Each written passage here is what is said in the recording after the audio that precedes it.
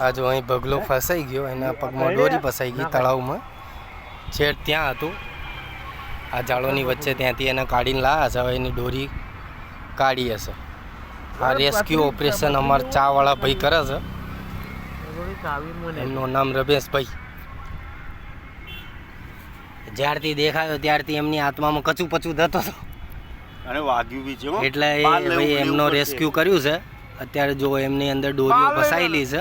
આ ચાઇના દોરી છે, તળાવની અંદર પડેલી હતી પતંગોની, એમાં આ બગલો ફસાઈ ગયો.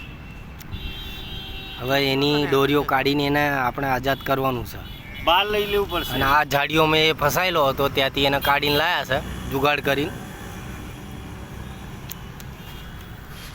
અને એને ચોટે વાગેલી છે. દોરી બીજી હશે ચાઇના. નીકળી ગઈ ના, હવે બહાર લેવું પડશે. એને ક્યાં નીકળી ગઈ? ખવડાવવું પડશે. હાલો જઈએ, લઈ લો આપણે, ત્યાં લઈ લો. ચાલો ત્યાં કઈ ખવડાવી દો એને. બંબુ હમણાં મૂકી દઈશ. હા, મૂકી દઈશું હમણાં. જવા દો. ત્યાં રેસ્ક્યુ ઓપરેશન સફળ રહ્યો. હવે એને ખવડાવીએ પવડાવીએ ને પછી આઝાદ કરી દઈએ, ઉડાવી દઈએ. જય રામજી કી.